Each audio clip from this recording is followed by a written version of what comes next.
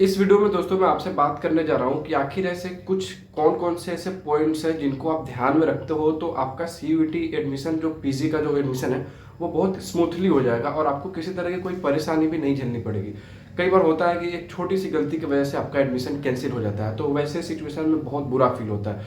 इसलिए मैं आपसे इस वीडियो में बात करने आया हूँ कि आखिर ऐसे कौन कौन सी पॉइंट्स हैं, कौन कौन सी ऐसी चीज़ें हैं जिनको आपको अगर ध्यान में रखोगे तो हो सकता है कि आपका जो एडमिशन का पूरा प्रोसेस है पीजी का, यूजी का भी इसको मान के चल सकते हैं, वो बहुत स्मूथली पूरा हो जाएगा। ठीक है, तो इसी के बारे में मैं आपसे बात करने वाला हूँ। मेरा नाम है सत्यम और मैं एक फूड टेक्नोलॉजिस्ट हूँ। वीडियो को शुरू करते हैं। सबसे पहली बात दोस्तों कि आपको क्या करना है कि आप जो भी आपका नंबर आया है, जितने भी मार्क्स है, उसके अकॉर्डिंग आप कम से कम 2-3 यूनिवर्सिटीज में जरूर अप्लाई कर देना। ठीक है, कम नंबर है तो जरूरी नहीं है कि एकदम टॉप लेवल की यूनिवर्सिटी में ही अप्लाई करो, लेकिन 2-3 यूनिवर्सिटी में जरूर अप्लाई कर देना।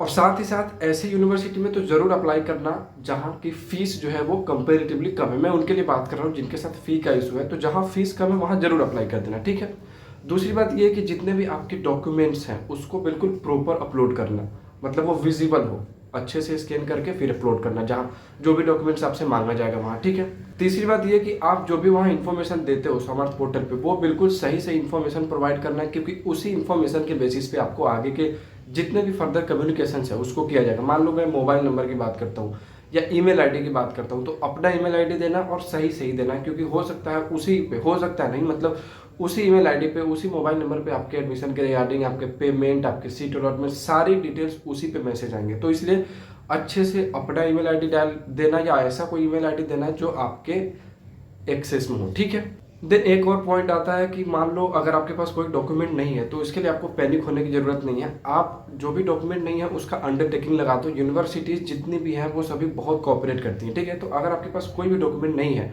तो आप उसका एक अंडरटेकिंग लगा दो। अंडरटेकिंग का भी ऑप्शन है आपके पास। अगर आपके पास किसी कास्ट सर्टिफिकेट का नहीं है कोई डॉक्यूमेंट, या आपने ऐसा लगाया था कि रिजर्वेशन चाहिए, तो ऐसे केस में आपको जनरल में कंसीडर किया जा सकता है, लेकिन आपका एडमिशन कैंसिल नहीं किया जाएगा। एक और पॉइंट मैं आपसे कहना चाहूँगा कि जैसे जो भी आपका ईमेल आईडी लॉगिन है उसको आप बहुत अच्छे से समय टू समय, रोज रोज 2 बार 3 बार जरूर चेक करते रहो, क्योंकि उसमें क्या है कि आपके अपडेट आते रहते हैं यूनिवर्सिटीज की तरफ से। खासकर ये जो अपडेट आते हैं वो नॉर्मल ईमेल में नहीं आता, कई बार ये स्पैम में चला जाता।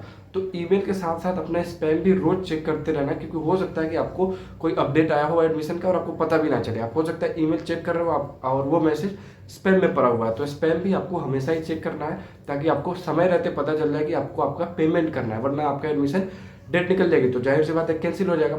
इसके अलावा एक और मैं बात कहूँगा, मान लो जो भी यूनिवर्सिटी का समर्थ पोर्टल है उसको भी आपको समय समय पर विजिट करते रहना है, क्योंकि उसी पे आपको सारे के सारे अपडेट आते रहेंगे। पेमेंट का लिंक हो, डॉक्यूमेंट अपलोड करने का हो, जितना भी चीज़ है वो आपको उसी समर्थ पोर्टल से ही मिलेगा। ठीक है, लास्ट पॉइंट मैं आपसे ये कहना चाहूँगा कि जैसे आपको कोई भी यूनिवर्सिटी मिलता है, ठीक है, कोई भी सेंट्रल यूनिवर्सिटी जहाँ आप एडमिशन लेना चाहते हो और वहाँ आपको सीट मिल रही है, तो पहले उस सीट को रिजर्व कर लो पेमेंट करके। ये नहीं कि नहीं भाई मैं यहाँ एडमिशन नहीं लूंगा, आगे कोई और यूनिवर्सिटी आपने प्रेफरेंस करा उसमें एडमिशन लूंगा। देखो ऐसा करना चाहिए, जाहिर सी बात है कोई भी आदमी चाहता है कि अच्छी यूनिवर्सिटी में एडमिशन हो, लेकिन अगर कोई आपको सेंट्रल यूनिवर्सिटी में सीट मिल रही है तो पहले उसको रिजर्व कर लो, फिर आगे वेट करो कि आप जो भी डिजायर्ड यूनिवर्सिटी में लेना चाहते हो वहाँ आपका हो भी पा रहा है या नहीं। ठीक है ना, ऐसे में क्या होगा कि आगे चल के आप एडमिशन कैंसिल भी कर सकते हो। एक समय दिया जाता है आपको, लगभग 1-1.5 महीने का समय दिया जाएगा। उस बीच में अगर आप एडमिशन कैंसिल करते हो तो यूजीसी के पॉलिसीज के अकॉर्डिंग आपको आपका पैसा रिफंड कर दिया जाएगा, कुछ 10-15% काटने के बाद। ठीक है, तो पहले अपनी सीट भी रिजर्व कर लेना। बाकी मैंने जितने भी इंपॉर्टेंट पॉइंट्स थे उसको डिस्कस कर लिया आपके साथ, यही मैं बातें करना चाहता था आपके साथ। उम्मीद करता हूँ कि आप इन सभी पॉइंट्स को ध्यान में रखते हुए आगे फॉरवर्ड करेंगे अपने इस एडमिशन प्रोसेस को। ठीक है,